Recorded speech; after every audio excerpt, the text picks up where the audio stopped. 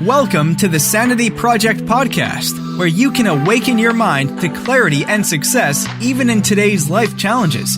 We're here to provide insights and solutions that will help you live a sane, healthy, and prosperous life. Here's your host, Joanne Victoria. Hello, everybody, and welcome to the Sanity Project podcast. This is a place where you will find clarity, success, and a clear mind. Our guest today is Stephanie Thoma. Stephanie Thoma is a leadership coach and founder of Confident Introvert. Stephanie has facilitated over 1,000 events and established a fulfilling career helping people generate meaningful connections at online and in-person events. Her mission is to help introverts feel confident and establish relationships that catapult them forward in their career. Her debut book, Confident Introvert, has been ranked number 1 on Amazon and is also available on her website, which is stephaniethoma.com, StephanietHoma.com. As a connector, Stephanie's views around networking have been featured in Forbes, Business Insider, Entrepreneur, and Thrive Global. She has also been invited to speak at Harvard, Northeastern, and Boston universities, as well as internationally. Welcome to the show, Stephanie Thoma. Thank you for having me, Joanne. I'm excited to dive in here. I'm excited to have you dive in. Well, first, let's talk about how introverts can transition networking and making friends in real life to online. And for myself, I have a difficult time doing that. I don't like Zoom meetings.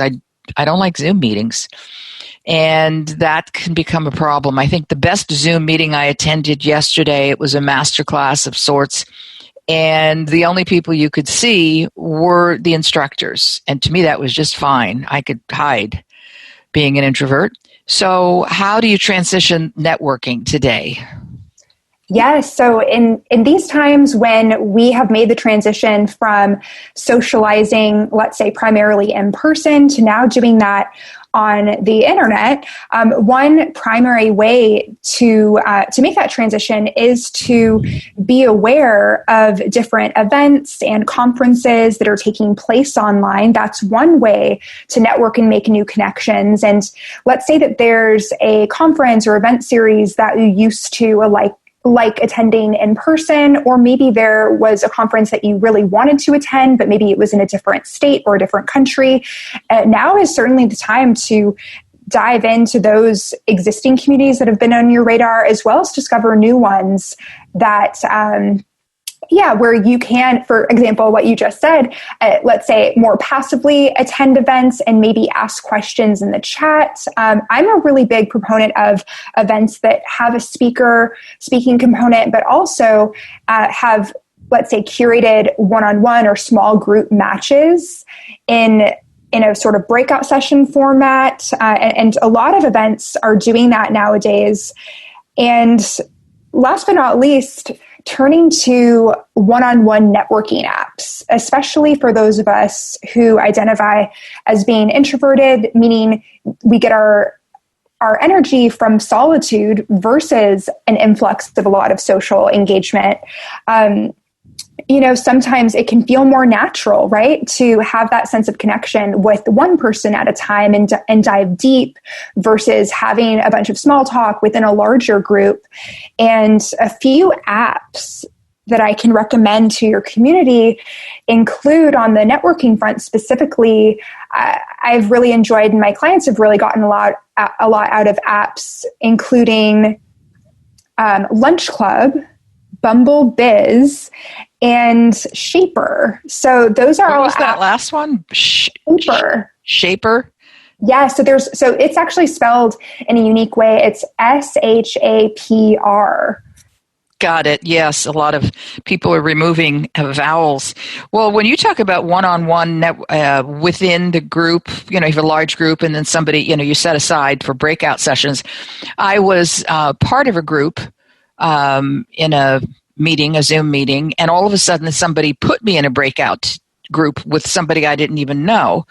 And I was not happy because I was not informed at the beginning of the event that this was going to happen, because I like, being an introvert, don't surprise me. Don't surprise me with something that's going to shake me up too much. And so I was put in this breakout group, and it was like, I wasn't happy because it was just uncomfortable because I wasn't informed. So would you suggest that somebody who's headlining this inform everybody before it starts what the procedures are?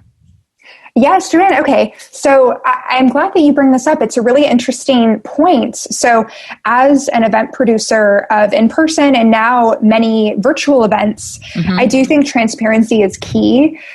So especially when it comes to having breakout sessions, from an event organizer's perspective, I can understand how maybe there could be a thought of, oh, this will be a nice surprise. But, to your point, your experience wasn't extremely positive, right? So no, because I didn't know what was going on. It was like, what in God's name is going on? Who is this dude? And I was with two other people that I didn't know. Normally I wouldn't mind because it's a small group, should be fine for somebody like myself, right? Right. But it wasn't, because number one, we had no topic, we had no context. And, no context. And even though I can talk a mile a minute about anything and nothing, I do like context. It just makes it easier to communicate. It's like we're here today. We're talking about introversion plus. So I just feel as though people should be informed. Yes. And I absolutely agree with that. Whenever I host an event, I would make that clear that typically, let's say if I'm leading a webinar, then there's the webinar component first, followed by a very explicitly stated, okay, now we'll do breakout sessions if that is a part of the experience. And there's even a platform, there are a couple of platforms that I can recommend right now if any one of your listeners would like to host a sort of one-on-one breakout session oriented event. Where, everyone knows what they're getting into, let's say at the very beginning, because it's the nature of the platform. So one that I've been using regularly, I've been hosting virtual one-on-one connection games on this platform called Icebreaker. And there's also one that I haven't yet used, but a lot of my colleagues think very highly of. Oh goodness. That name is escaping me. It'll come to you before the show's over. Right. I know. It's so funny. Because I'm not actively using it, but it's something like Time Warp we won't even try to figure that out right now. Right. But going back to the one that I know that I've enjoyed working with. So it essentially how it works is in the very beginning, let's say if I'm the host of this event, then you may see a music video that it starts with, and then it'll go into me taking the stage, the virtual stage, of course, where there's a video component of the host exclusively. And then there is a chat available for all participants. And then we break out into, and you need to opt into every round. So there's no placement that you're not knowledgeable about. You need to, select the button of opting in to each individual round. And they could be anywhere from 3 minutes to 10 minutes per round. And there will be curated questions that you can click into in a cue card type format. And I would say this parlays well into one tip that I have for your listeners who are, let's say, wanting to get more of that one-on-one interaction time or small group interaction time. It can be tempting sometimes to have our cameras off. And while that may be more comfortable, let's say, especially if we're maybe still in our pajamas, no shame in that. I know I do that sometimes. It's comfortable, right? It's freeing it to a certain extent, but one that then forgets how to do makeup and hair and choose the wardrobe. So you have to go back into clothes from time to time. And I don't like and it's not. And I think if you're going to do clothes, you do the whole outfit so that you are your own context. So not just, nothing down below and just pretty on top or good looking on top, male or female, whatever it is. But, you see a lot of people who just do the Zoom events, so many of them, not even just Zoom, but some of the things you're talking about now, Icebreaker.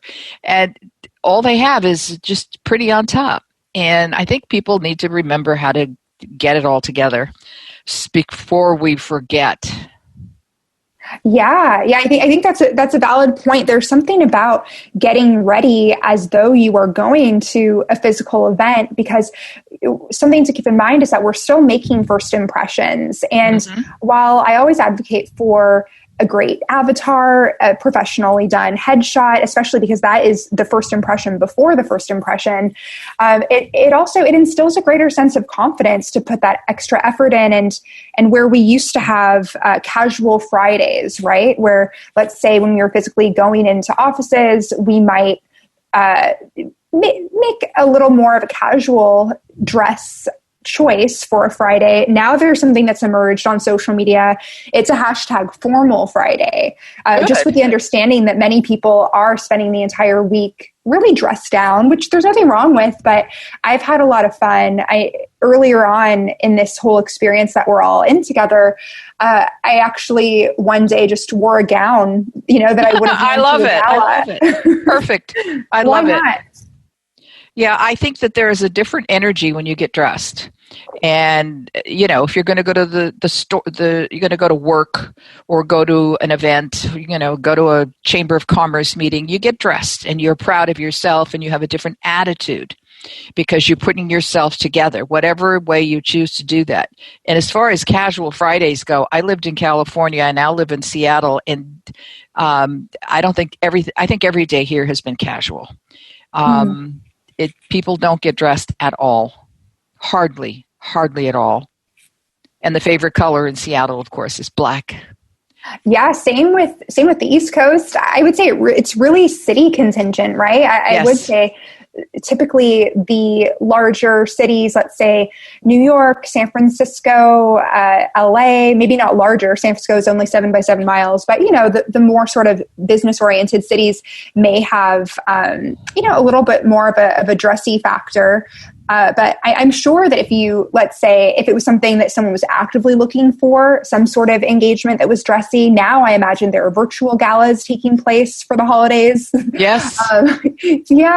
Because people just plain dress up. And this is like a whole other topic, but I don't know about you, but as a child, it's something that I really enjoyed, playing around with matching different colors, different styles of clothing, and putting a bunch of different accessories together on at once and maintaining that creativity, whether we are actively leaving the house a lot or not, is just, I think, a good use of our expression, our sense of self.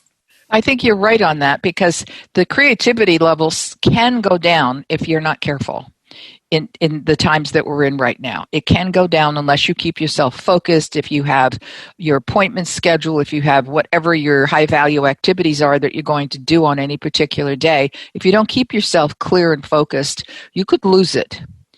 If you're responsible for a lot of other people in the business, whatever business that you're in, that's a different story. You have to stay on guard. But if you're not, you could just lose that energy that you don't have. And I think if you get dressed up, you have a little bit more of that. So you've given us this information, and that's great. We've got Icebreaker, and I'm going to check that out, and I hope my listeners do the same thing as well. And then what did you give me before? Lunch Club, Bumble Biz, and Shaper, SHAPR, which I'm going to check out as soon as we hang up here. Yes.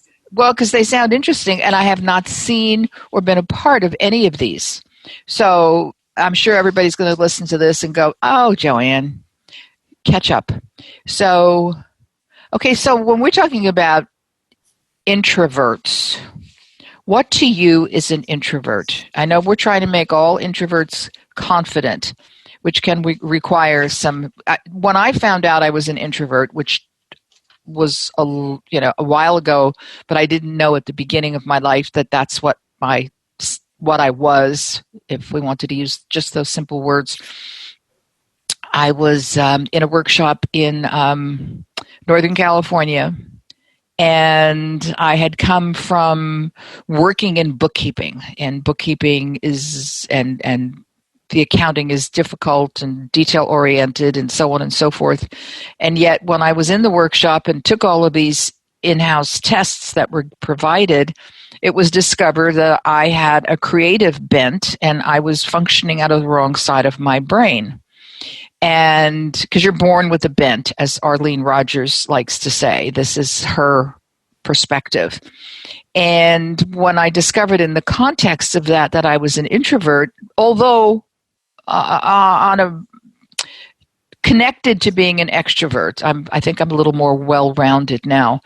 But when I discovered that I was an introvert, it answered so many questions, because it had been difficult for me to live in the world that I was living, which was highly socially oriented, and I was exhausted all the time. So how do you define introversion?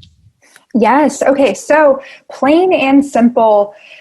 So there is a spectrum, right? There are introverts, Yes. extroverts, ambiverts, which kind of teeter-totter on both ends. And plain and simple, an introvert is someone who gets their energy from solitude on most occasions.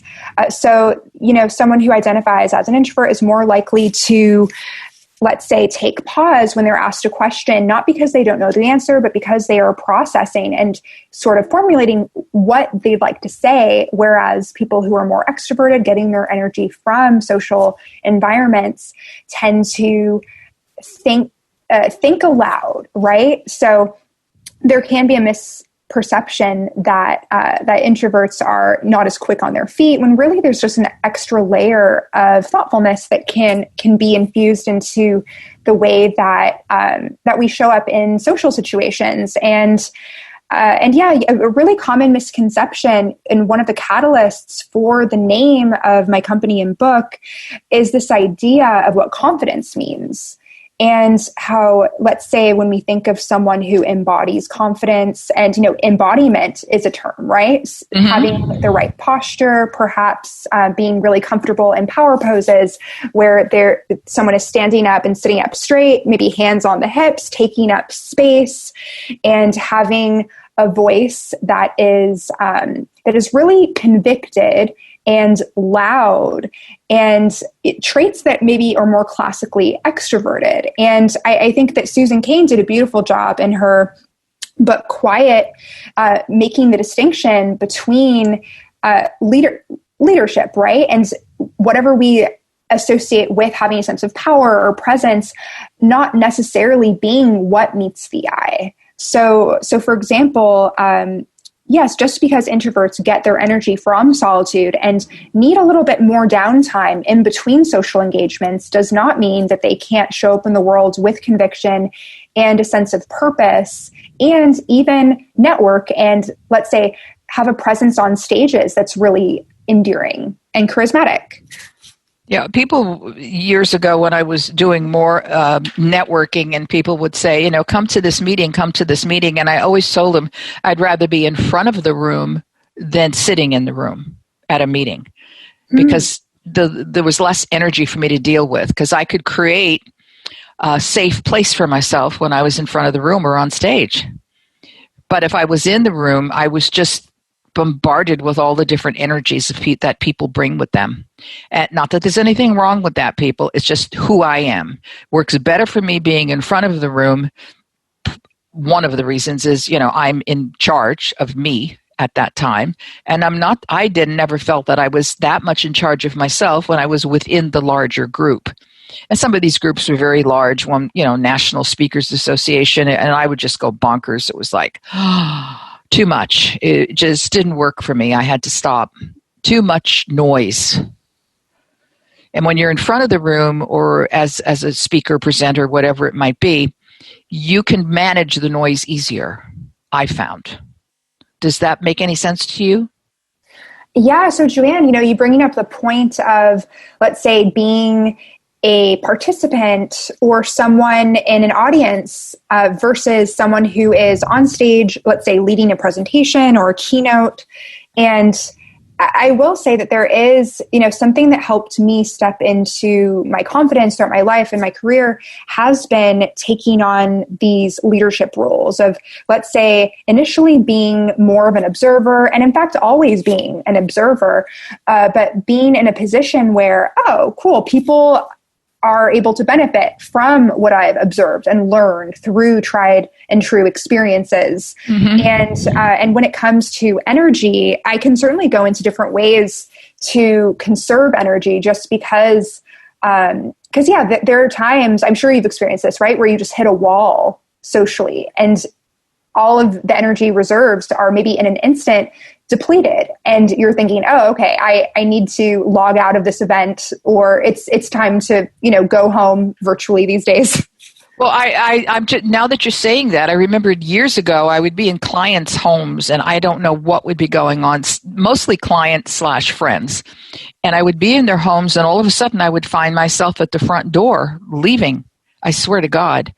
And they go, are you leaving, Joanne? I said, oh, must be time to go, because their social interactions were overwhelming to me. Whatever was going on, it was just too much. So I had to leave. And I did it unconsciously, way unconsciously, now that I think back. And, it was probably a little weird. But then again, they expected a little weird from me from time to time. So I needed to escape. So if there are introverts who are listening, listen to what Stephanie has to say, but also listen to some of the stories that I am suggesting to you, that these things are my real time. If you ever feel that confined, what can people do, Stephanie, if people feel so entrapped?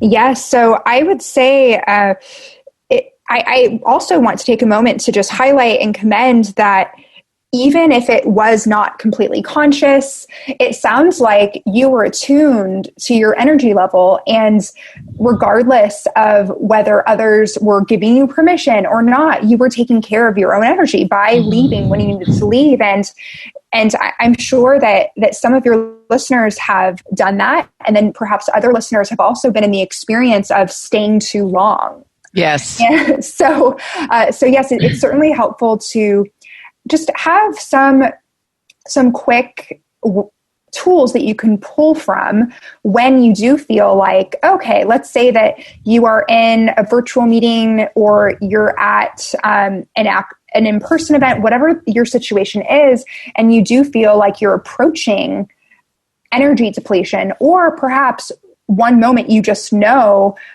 that you want to leave, you're ready. So I would say, there are some people who just immediately leave without saying anything. I would say to maintain the integrity and the connections that you've built and that you'd like to maintain, it is a good practice to say goodbye to at least the host, right? Right. So one of the things that you can do if you are engaged in a group discussion is to wait for a pause. And typically, they may be far and few between, but taking a moment to, let's say, get the nonverbal cues going. So in an in-person situation, what that would look like is making sure that you go and grab your coat, or that, if your bag is to the side, putting your bag on your shoulder. There are different nonverbal cues. In addition, you can also begin to posture yourself, like skew your body, let's say, slightly outward, whereas before your body language was completely plugged into the group. And then even a nice tool that I like to use, whether it's virtual or in person, is opening your mouth slightly.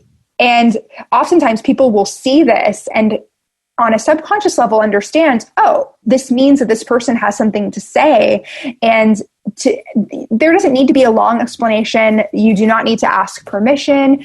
You can just simply say something along the lines of, start with a gratitude, especially for the host, because there's a lot of energy that goes into hosting, whether it's in person or virtual. Oh, yes. Right? Yes. This. So, they need to be acknowledged. Absolutely. Yes. So just starting with, thank you so much for having me.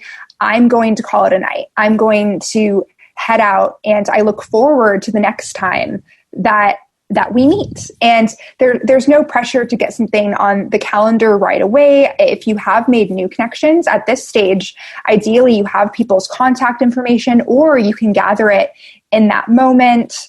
But yeah, there's really no explanation needed. Some people think, oh, I need to say that, oh, I need to go home and, let's say, tuck in my kids, or I need to go home and do this. I mean, you're welcome to share something that you're going to do or need to do, but just know that it's not entirely necessary. But what is necessary is leading with gratitude, starting with that thank you so much for the host, or gratitude for the people that you've met if the host isn't really accessible at this moment, saying, oh, thank you for sharing time and space with me over the past, hour, half an hour, or however long it's been. And then say, I'm going to call it a night now. I'm getting out of here.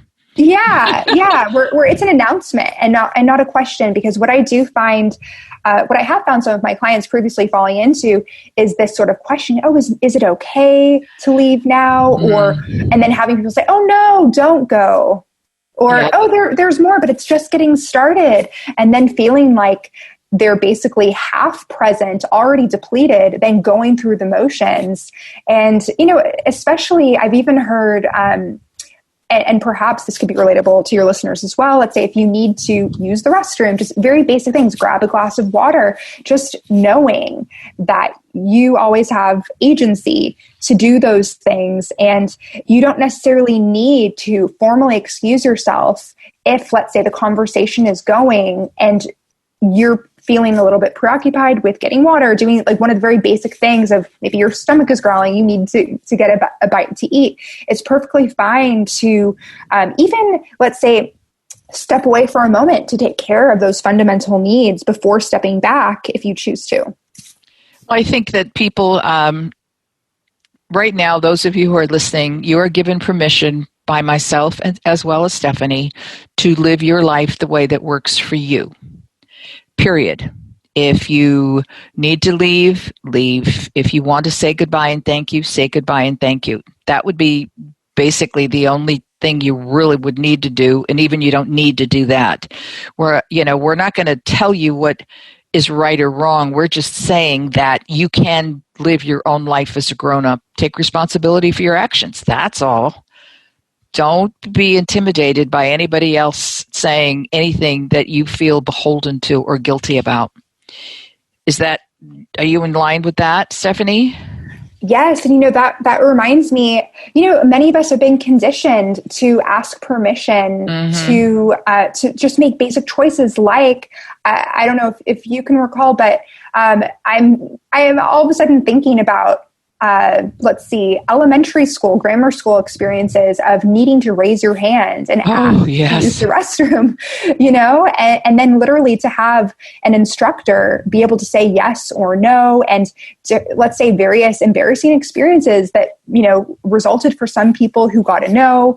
And just it can be a lot to unpack. There are some subconscious components when it comes to wanting to walk that fine line, right, of being conscientious of others, but also being in your power unapologetically while still having care and consideration for others. There is the opportunity to really do both.